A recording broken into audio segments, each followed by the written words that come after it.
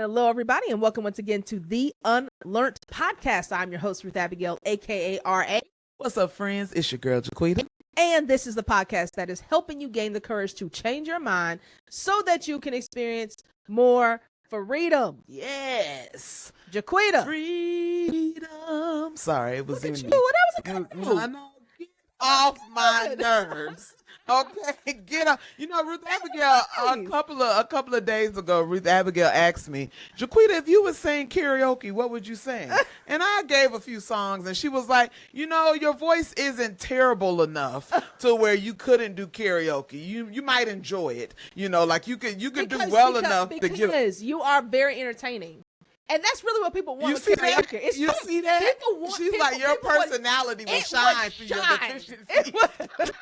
You would get all the applause. Everybody would love you. Oh my gosh. So- You know what? That's why when we were in college gospel choir, and Ty Tribbett was hot back then. Oh, yeah. And No Way was out. Remember No Way? yeah. Ruth was like, Jaquita's leading. Absolutely. Because she's going to go through She's gonna hype. and dazzle the crowd. Yes. So she thought I was about to be bebopping around the room. I stayed in one spot. No, but it was very and good. said my little But lines. it kept the attention. Whatever. You do Okay. well with Don't that. let the people use you like that. Listen, I'm trying to boost you up. All right? It was good. I heard the vibrato. Can't talk. Vibrato. It was good. It was good. Anyway, okay, All how you right. doing? Welcome to the podcast, friends. We're back. And as you know, we're in a series of millennials in crisis. Millennials in crisis. Or just anyone in crisis, right? And I mean, okay. Why do we call it millennials? I don't know. I mean, No, we be like, hey, but you too. Yeah, all right, yeah, if you everybody. happen If to you are not in be a crisis. millennial. this could be for you too. Yeah, for right? sure. But we wanted to focus on millennials because this is a common felt issue right now For among sure. people in our generation. Yeah. And those some that are younger. So that's why we decided to focus in there. And we've had a couple episodes. Look, I think if you haven't listened to those, feel free to go back and check those out. I think they're really good. I think that they give a lot of, in those we talk about what it is, how it is you want to really prepare, right? Yeah. Before the crisis comes. And then we talk about what your posture should be during the crisis. And in this Yes. episode, we want to talk about what happens after the crisis. Ooh, Because, because we won't Sorry. always be here, right? Come on, Ruth. Yes. With a word. Yes. Come on, We won't Ruth, always be here. Amen. with a word of encouragement for the Because saints. it's true, right? Yeah. We won't always be here. Crisis is not permanent. Yeah. Crisis is temporary. And so now we don't know how long it's going to be, but we do know that at some point, crisis is no longer crisis. You will get to a point where the storm is Yes. over. Right? Every moment of crisis or conflict resolves. It resolves. Right. There Exactly. will be a resolve. There's a resolve. Where you will That's be able absolutely to right. move forward past the thing. Exactly. Past that time period, past that season. Right. There is an answer to the situation that you're going through. There is. And Yeah. so that's what we want to lean into today is if you are in the season where you've just exited your crisis or exited a shift in a difficult season, what now? Oh. Right? What now? And that's kind of that's where we want to land today. So Quita, we got a few things we want to share with the people around that we've learned, unlearned. So what is it? What are some things that we need to focus on after the storm? Listen, so I think that because this is the moment of life that I'm actually in right now. Oh, come on. Like I feel like relatability. Yes. Relevance, okay? Relevance. Yes, I like right? it. And so, like you go through these moments where you're like, Lord, how are you going to do it? Lord, when are you going to do it? Lord, I'm waiting. And you go through all of the big feelings that we talked about in the second episode, you know, like, I'm scared, I'm angry, I'm anxious, I'm nervous, right? You go through all of those feelings and emotions and everything feels big. Yeah. And then finally your boat lands on shore. Man. Right? And you have to take a moment to reorient yourself Yes. in your new place. Because if you treat the new place like you treated the old place, right, you're going to find that the old systems don't work in the new country. You know how they say, when in Rome, do as the Romans do? Yes. When in success, do as the successful do. Ooh. Right? And there are some mindsets there are some habits, there are some disciplines, there are some understandings, right? There are even some assumptions. Yeah. There are some assumptions that you made about successful people that once you Yeah. get to the Oh, point of, okay, my ship finally landed, the things that you assumed about people who were in those positions, you find out that it's not exactly as you thought it No, was. it's not. Right. Right. And you also find that it's not your habits that are leading you, that can lead you to a place of deficit again. It's your mindset. Yeah. Right, because your mindset is feeding your habits. That's absolutely right. right. And so you start looking, you're like, oh Lord, right? And so you need to take a moment. Yeah. You need to take a moment and look around and say, where am I? Whoa. Yes. Where am I? Because, you know, I think the thing, and I've shared this before, 2021, 22 was probably my most Look, Ruth recent. has her keyboard hands. Yeah. My most recent crisis moment. Yeah.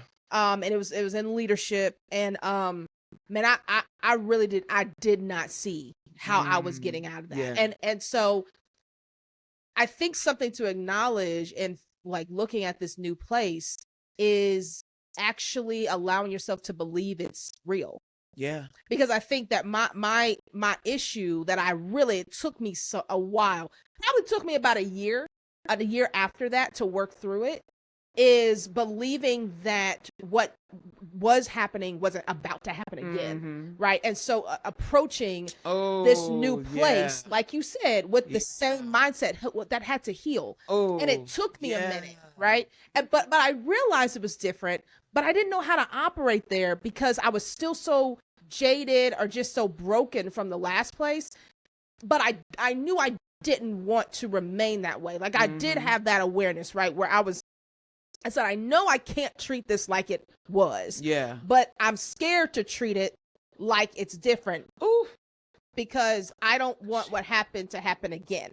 I could shed a little tear. You know what I'm saying? No. And I think, just that, like, think of this as an example. If you come from a place of lack, right, of not having enough, you are going to really be intentional when you do get your abundance, your extra. How are you going to treat the abundance when you're used to not having enough? Yes. Right. Exactly, You've landed right. in a new place and you have new resources. You have new landscape. God has enlarged your territory. Yeah. All right. Y'all have heard it. All right. Increased your capacity. You're in new spaces of influence and leadership. You have all of these new opportunities that are abounding for you. But now the question is, how do I shift my mindset? Because it's not about managing lack. It's about managing abundance. Right. And that is a different skill set. It's a different skill set and it's a different mindset towards it. Right. But again, I kind of want to point us back, and we're going to talk about this a little bit later, point us back toward community, right? Because your community may shift, right? But your community has to be built off of who went through, who came to the other side with me. Am I still trying to have community with where I left, or am I allowing myself to build community with where I landed? Yeah. Right. And you have to draw some differentiations.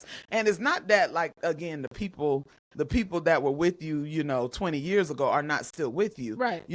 But you have to evaluate mindset wise. You have to evaluate habits. You have to evaluate what's in the other people. And did they land with me in this new place? So I think, that idea of understanding what the new place looks like, where did the storm get you? Yeah. Where are you now when everything has kind of settled down? Yeah. Right. But here's the thing. I think here's kind of our next thought here of unlearning that the storm settles down when the thing outside of you changes. Because really the storm, and I think you have to recognize sometimes it's deciding when the storm actually has ended. That's good. Right. So for most of the time, the storm ends when you change. It doesn't necessarily end when the thing that caused it, if you will, changes. Yeah. Kind of harks back to some of the things we're talking about in the other episodes. But I think it's so important to mark the moment of a shift, not based on the external realities. You got to market based on how you are. Yeah. And I think that's so in my example, there was a situation. I was very fragile as a leader. I feel like I failed in a lot of ways. And I didn't know, I was having a hard time recovering from that. One of the things that I experienced a lot of transition with my team at a certain point, right? And it was tough. And it was, some was expected, some was unexpected. And so this idea of people coming or going has been sensitive. Yeah. You know what I'm saying? Like, it's sensitive. It probably was a year and some change after that season where there was another transition. And literally, this had to be, last year, I think, where, so it was a couple years, where it happened. And I actually, the thing that happened. And I remember telling people, I may have even told you, like, I know I'm better because I know, like, I don't have the anxiety I would have had 6 months before now. Yeah. And so for me, even though the circumstances of some things within the environment of running a nonprofit has not changed much, right? It's still hard. Yeah. We're not, I don't, there are some things I wish were different, as we all do, right? Especially in this time.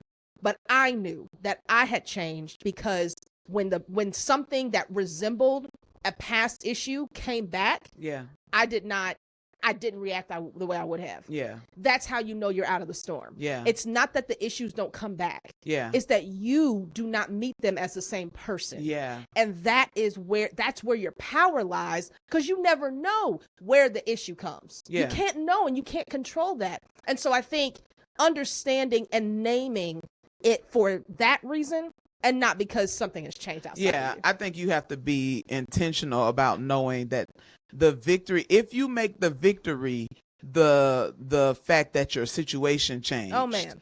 Right? Instead of the fact that you changed, you will miss, you will not have what you need to sustain the change. Absolutely, no, 100%. Okay, because what sustains the change is not the circumstance. Yeah. It's, again, and I use this word because it's kind of my word for the season, it is your surrender. Yeah. It is your ability to recognize that the victory was my growth, my development, my new revelation, awareness, all of the things. Yeah. Right. That's what's going to sustain your next season. Right. So if you are a person who, you were fighting to get that raise, fighting to get that extra abundance and that extra money, and you fought to get it, it is not the money that will sustain you through your next season. Right. It is the mindset changes. It's the mindset. Right. It is your commitment to being a better you. Yes. And I think, so there's a therapist, I think I've sent you some of her reels.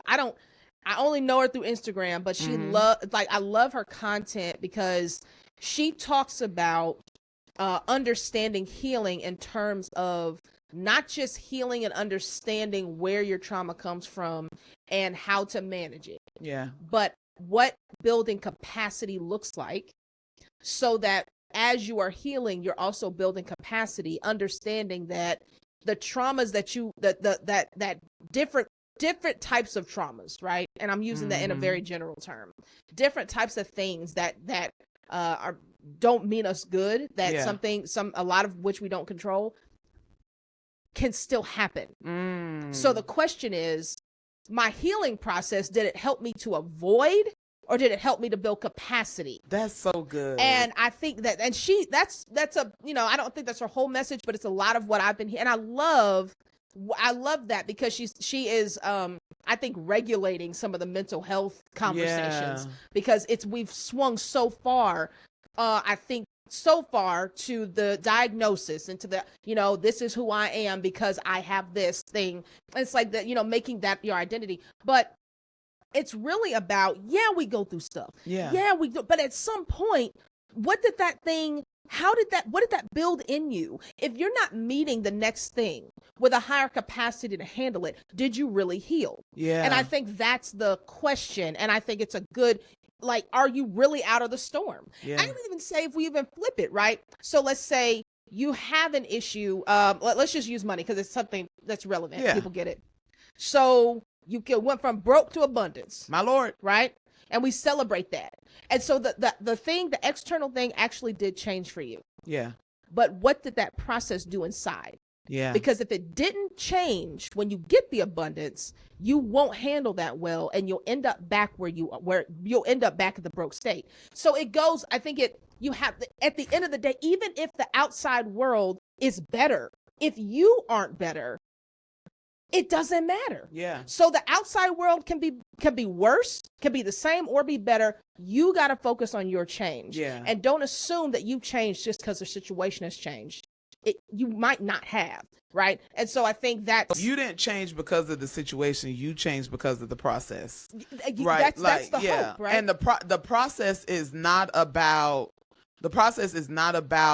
changing your situation. The process is molding and shaping and forging you into something brand new. Exactly. And so when you get to the new place, it is important that you evaluate what's new in the place that I've entered into, but also what's new in me. What's new in me? Yes. What's new in me? Yeah. I have a greater resilience, right? I have a greater capacity, right? I move quicker.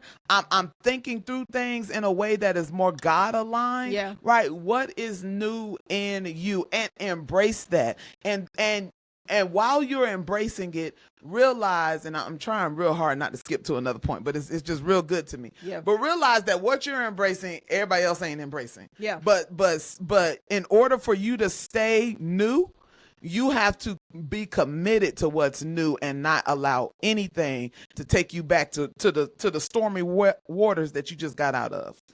So in that, what's the next thing you think we had unlearned?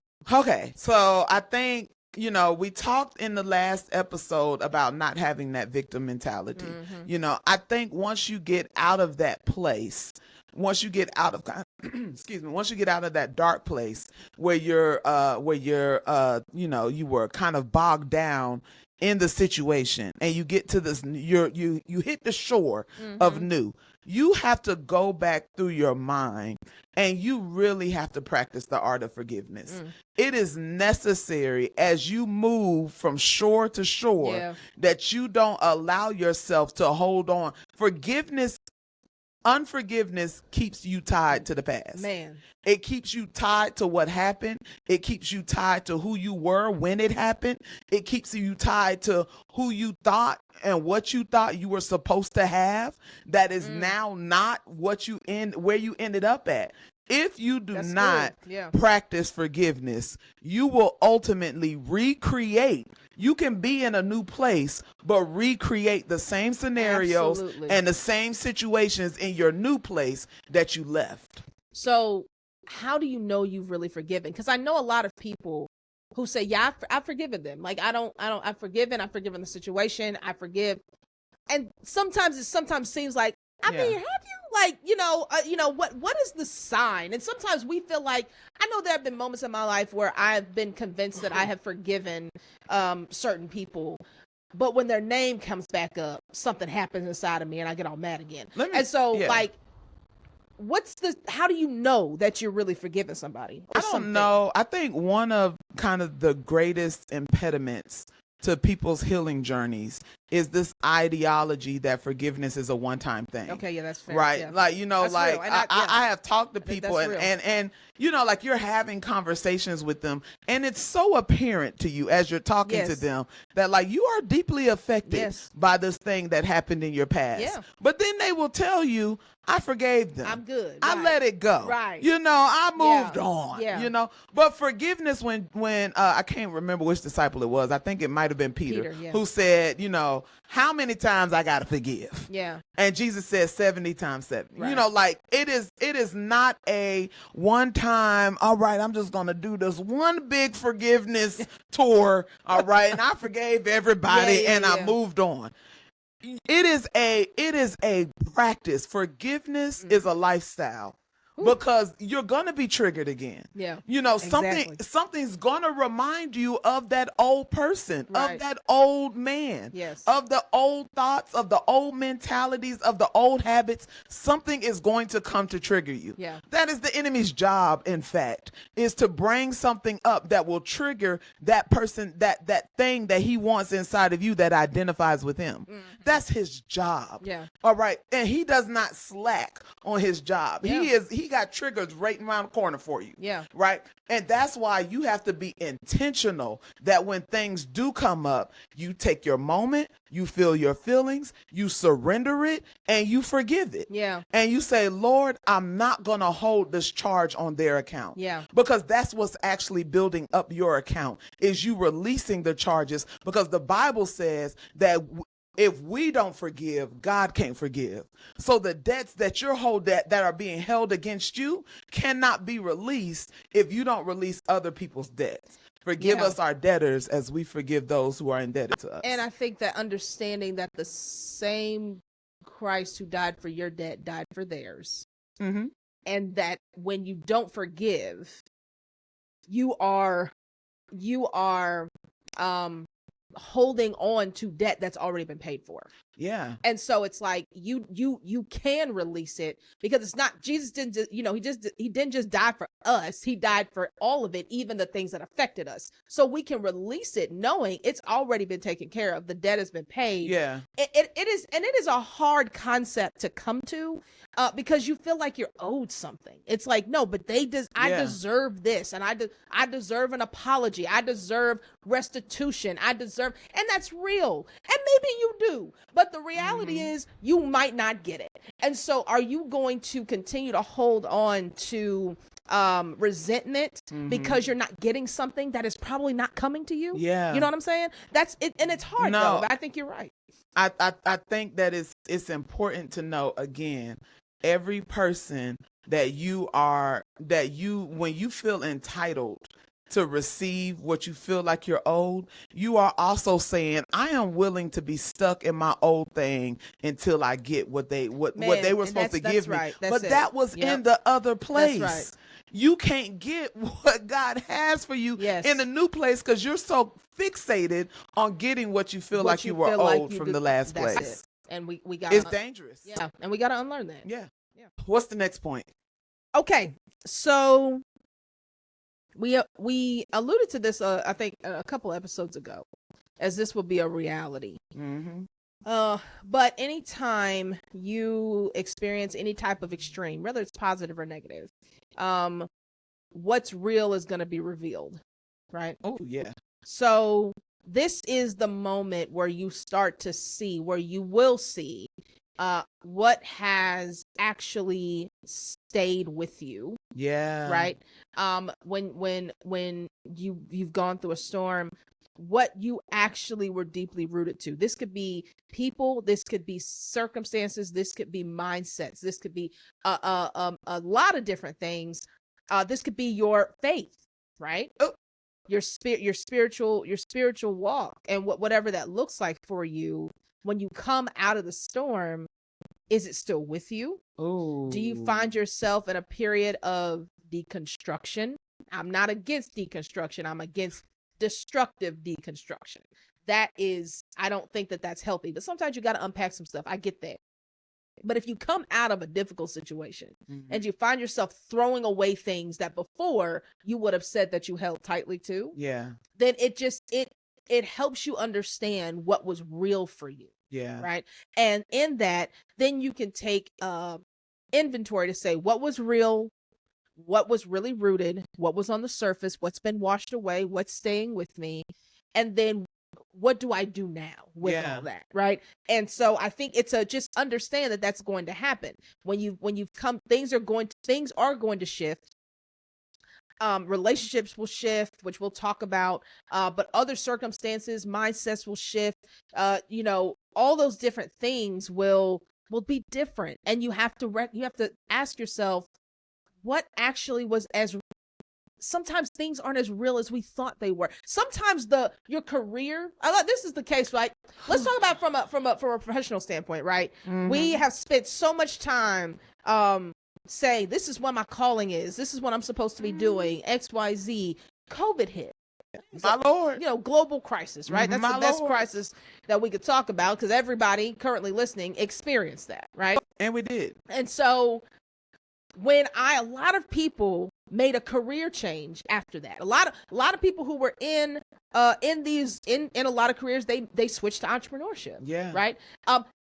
Equally, a lot of people who had to do entrepreneurship because of COVID, who said, I'm running this business and I'm excited about it. When we came out of COVID, it didn't stick with them. Yeah. Right. They weren't as entrepreneurial as you thought. Yeah. You really were just trying to survive because you were in a storm. But there were those that found that it's like, I actually needed that storm to show me that this is the direction in my professional life I really wanted to go. So you have to take that and evaluate it. You know what I mean? And really be honest about, okay, because your storm changes you. Yeah. Okay, cool. So what do I do? What am I going to do now with the things that I have left? Yeah. And I think that it's important to note that one of the things that we come out of storms with is the knowing that, like, I can create a better reality. Like once you get to that next place, you're like, okay, there is a creative power on the inside of me that can shift into a new season. Yeah. Right. And so you have this mentality of everything doesn't have to be as it's always been. That's correct. Right. And so when you get to that next place, what you were saying, when we think about careers, I think as millennials, we went through school thinking, okay, my career will be what will set me up for success. Right. Like I knew when I went to college, I was like, oh, I'm coming out of here making, I had a number in mind. I think at the time I was like, I'm going to graduate with this bachelor's degree and I'm going to make at least 45, 50, Look at that. Out the gate, out the gate. And then I was like, I went from bachelor's to grad school and I was like, oh, okay, I'm going to come out of Vandy making at least, 60. Right. I got these good degrees. Yeah. Right. But then as I continued to move and push through my career, I realized I can't be dependent on no job to get me to the financial place that I'm hoping to be. Yeah. That is not going to be the source. Yeah. Not the only source. Yeah. I have got to be able to think outside of the box. Right. And going through a storm will help you to do that. Let me tell you something. Nothing brings out them creative juices. Yeah, absolutely. Like a crisis moment. Like a crisis. I actually think better under pressure. Not that I'm inviting any storms into my life, Lord. Sure. I just want to say, where we at. We on the shore now. We ain't trying to go back into the sea. Okay. But I think that it's really important that you realize that you gained more than access or than resources or than, being in this new place. There is something inside of you that has opened up that will allow you to produce more. Mm-hmm. Right. And so the things that got rooted up, you can grieve some of those things, but allow what stayed to remain, because that's the foundation that you're going to be building on. Right. And I think it's important. Yes. And I think you need to make sure that the things that are of high value and importance, if you find that they are more shaky after the storm, I wouldn't ignore that. Reinvest. And we reinvest, right? I don't think those are things to throw away, which I don't think is what you were saying. Yeah, but no, for sure. Making sure that we are not throwing away things that truly are foundational, right? Our spirituality is foundational. You have to deal with that somehow. Yeah. However you deal with it, you've got to deal with that, right? Yeah. Your mental state is foundational. You have to deal with that. Yeah. Your emotional is foundational. You got to deal with that. Your physical being, like you being healthy physically, you got to deal with that. Listen, I think we need to put a little pin there, okay? Because millennials, we're having children. Yep. I feel like as a generation, we're having children later, we're getting married later. And so all the things when people hit in their 20s, their bodies were at a different point, right? And so our bodies going through all of these changes in our 30s, it's different. And you have to make sure that you are taking care of your physical body and not letting it get swept away in the storm. That's not one that we let go. And not even just the family stuff, like the stressors of life, everything. Things that you have been carrying alone by yourself. Y'all know my earring. One thing it's going to do is fall out. That's one thing it's going to do is pop out on us, right? But you have to make sure that you are mindful that your millennial moment, middle adult moment, your what was I saying? Oh, wait, your physical. Yes, you have to make sure that, because here's the truth of the matter. And this, to all my called people, to all the purpose driven people, to everybody who is moving forward, being elevated, if you will, in a season of purpose, in a season of activating something new on the inside of you, your physical body has to be able to maintain all of that. You can have victory in all these different areas of your life, but your actual body has to carry the purpose that you're feeling called to. You won't be able to sustain it if you physically are not healthy. So figure out. We're not here to prescribe. We don't do that. That's not what we do. No. We do have someone who can producer Joy, but nevertheless, it ain't us. Yeah, we're not going to do that. It's not our lane. And so I think that it's important that we're mindful that your body, you have to take care of it, and I feel like it's the perfect time for us as middle adults, as millennials. We got to be intentional about that. So while you put on your earring, we'll give you a second. Put on your earring. You want to put that back on? I don't know where the back went. Oh, okay. Never mind then. Oh, it's here. Oh, look at that. It's okay. So we're going to move on, but we are going to move to the next point. As Jaquita puts her earring back on, I'm going to ask her. Why are you bringing so much attention to my earring? I don't know. Because it's fun. All right. And so what is the next thing? And I think this is one that you had said some earlier, like you didn't want to move to this point. I kept because wanting to I get know to this point. is a very key and crucial one that means a lot to both of us. Like this is huge. Yeah. I think this is huge. So what's the next thing? I think it is important that you realize that everybody didn't cross over with you. Yeah. Right? That while you were in the boat and God was working on you and you were getting all these revelations and you were coming into all these understandings, and you came out and you're finally on the shore on the other side of the storm, and you get there and you start trying to reestablish those connections. You want to tell everybody. You're like, hey, I made it over. I crossed over. Like, I'm here. Like, come build with me. Come work with me. Come do this with me. Because I made it. And you want to bring people with you, Abraham. Right? All right. Story of Abraham. God called him out of a land. He said, hey, you, Abraham, you come, right, and leave your father's house. But Abraham did not want to go to his new place without bringing his old connections, right? So he brought Lot. And what happens when you bring a Lot, right, which is his nephew, what happens when you bring a Lot into the new place with you, when you crossed over and you brought something that was in the past into your new place that did not go through the same process that you went through, has not been made new in the same way that you've been made new, has not spent the time, has not submitted, surrendered, right? They are looking, when you walk in the new land, you're seeing purpose, you're seeing expansion, you're seeing increase, right? When they walk in, all they see is unfamiliar. Yeah. All they see is, I don't know how to operate in this new place. Yeah. So what they're going to do is bring the old system into the new place, and two cannot walk together unless they be agreed. Yeah. And we spend so much time trying to walk with people who don't yet agree with who God has created us to be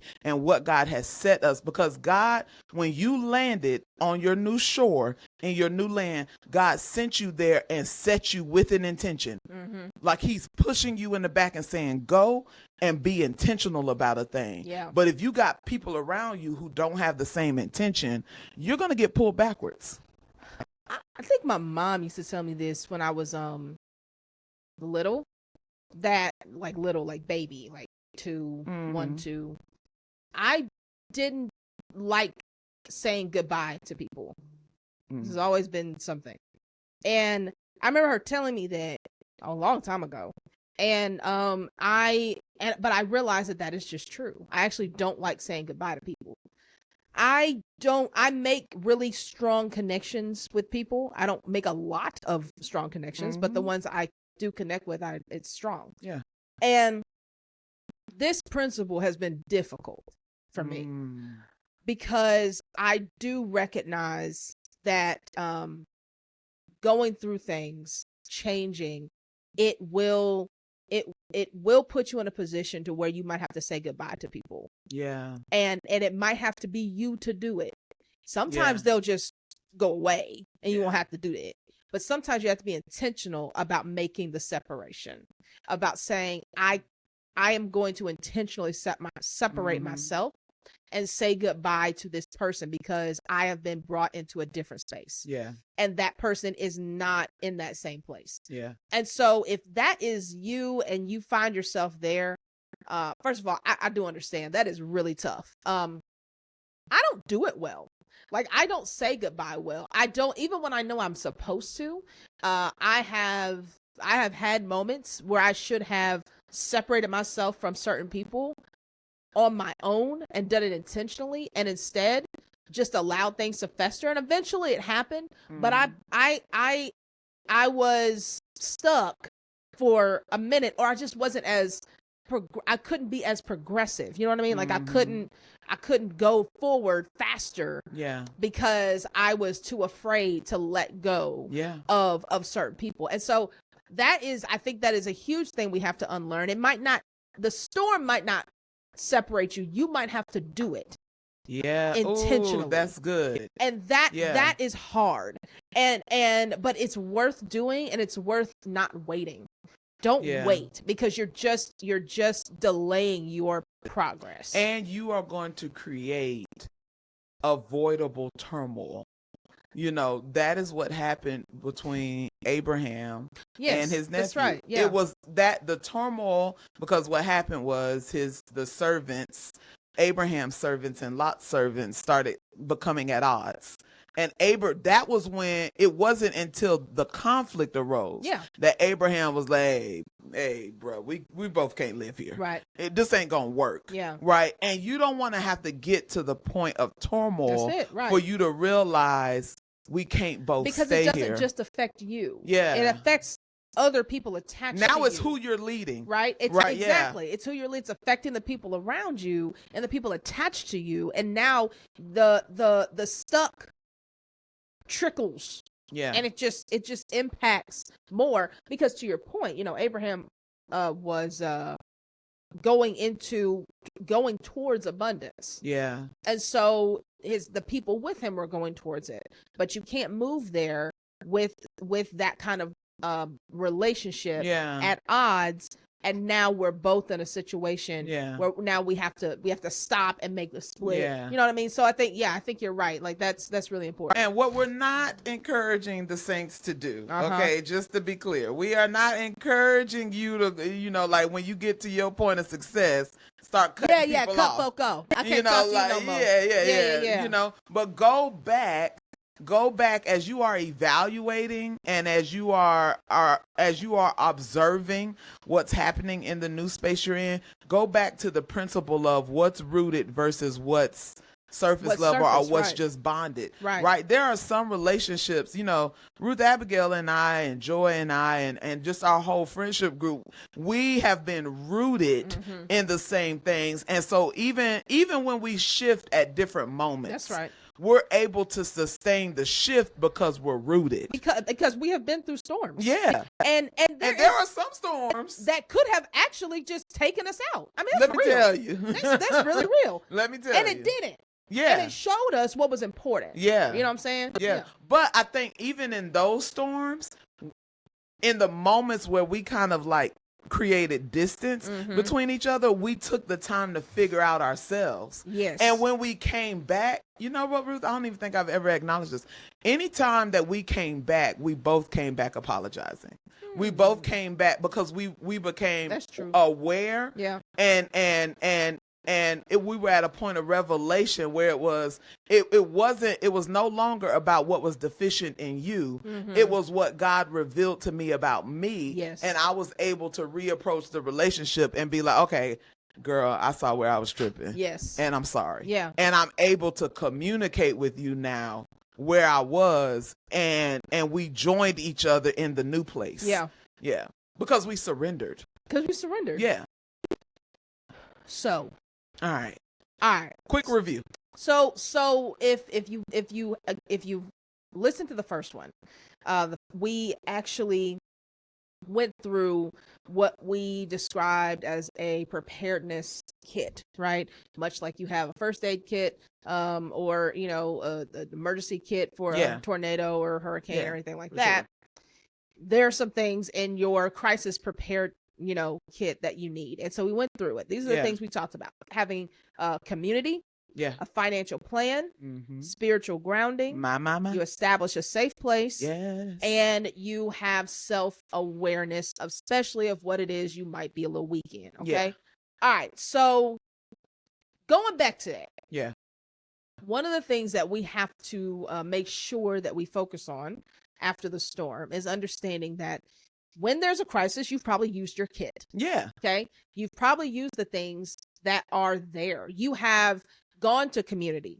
This is in the ideal situation. If you have prepared your kit during a crisis, I'm making phone calls.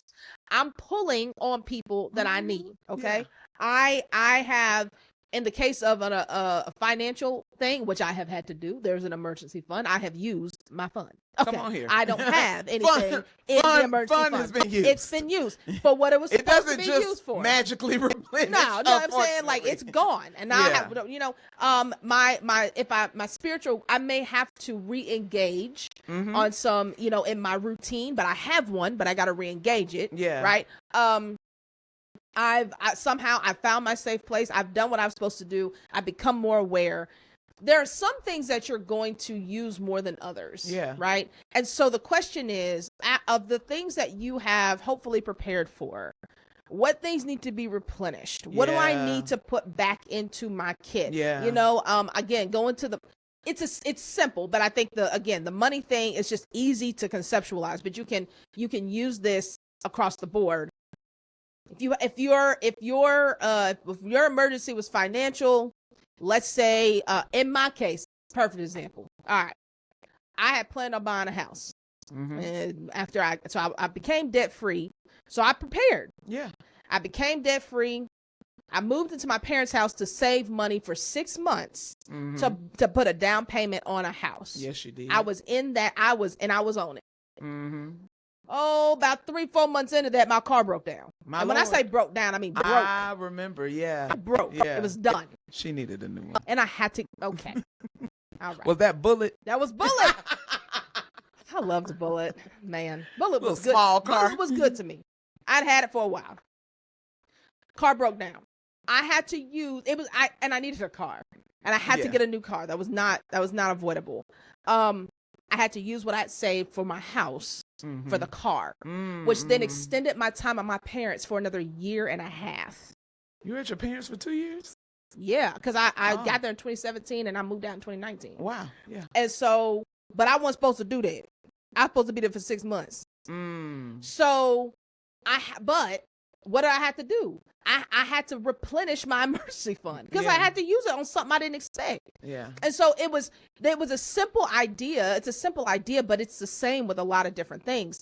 I think, if you have it, use it and then replenish it for the thing that you wanted before the crisis happened. I knew that the house was where I was going. The time was extended and I didn't like that. I had to end up being in an uncomfortable place for longer than I wanted to. But I knew I saved the money before I could save it again. I knew I could do it. Right. And so I think that was, that for me was a kind of a good way of understanding how that process happens. The prepared, the crisis, and the after. And again, I think like, okay, where are you replenishing? In that scenario, I had to replenish my bank account, right? Yeah. For some of you, you might have to replenish relationships. You are withdrawing from people. Yeah. When you are in a really tough situation, and you're pulling in your community, and that's beautiful. Yeah. What does replenishing that look like? Let me okay, because I have a thought. I think you have to, the places that you approach from a place of need, you have to go back and approach them from a place of service and generosity. 100%. You have to give back to Yes. what you have taken Yeah. from. There's no relationship Absolutely. that can be sustained. Keep taking. You cannot keep trying to draw from the well that you have depleted. Absolutely. And you have to be mindful of that. Yes. Right. And that, I think that goes for anything regarding community, that goes for your safe places, Yes. and that goes for your spiritual grounding. Yes. Right. So the places that helped you, Yep. that established Go you, serve. that founded you, serve. right? You need to go serve in those Absolutely. places. Absolutely. You don't get to just say to the church or to your place, Right. whatever it is. You Thank don't get y'all. to say to, thank y'all, thank y'all. I'm better now. I'm better. I see I'm next better time now. Thank I'm you. in trouble. Yeah. I'll be back when I need something. Yeah. Right. And you can't keep thinking that you're gonna keep coming to the well and pulling from it. And what do you think? What do you think it was all for? Yeah. You get what I'm Exactly. saying? Like, what do you think all of the growing and all of the molding and all of the shaping and all of the pushing you forward was for? Exactly. You thought it was for your prosperity? Right. You thought it was for you to win and for Right. everybody to look and say, oh yeah, they winning. Right. Go ahead, get it. Right. No, it was for the very places that sustained you through a tough period. It was for you to be equipped to now be a vessel in that place. 100%. Now you're the one that's holding the water. Now you're the one that can be drawn from. Now you're the one. And I mean, when you look at the disciples, they walked with Jesus for 3 years, gaining and getting all this knowledge and experience and understanding and being molded and shaped so that when it was their turn, they could be the ones walking in the land and helping the people. Exactly. Right. You have to know that in the next move of your life, once you get out of the storm, you have to be prepared to be in a place where you can now be a resource and not just be looking for resources. Well, amen. My. Beautiful. Oh, okay. That's not a good song. But nevertheless, I think we've done what we came here to do. Listen, if you don't remember anything else, build your emergency kit. Yeah. Depend and rely on your emergency kit as you surrender to the process. And then when you get to the land called there, you need to replenish and you need to serve and you need to pour back into the people, the places, and the things that got you to where you are so that you can live in the purpose of your new place. Amen. That's what we need to do. It's all about purpose. It's all about purpose. Yeah. It's all about purpose. Well, that felt good. That was good, man. Yeah. That was good.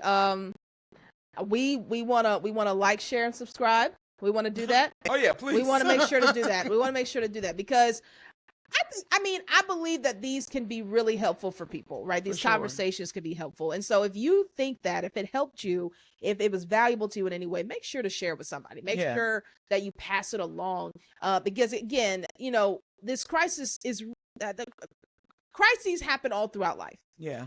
Right now, I know a lot of people feel like the crisis is at their door or they're in it, right? And so it may not be you, but if you know somebody else and any part of this conversation of this series can help them, we love for you to share it. And we hope that it is encouraging. For sure. Yeah.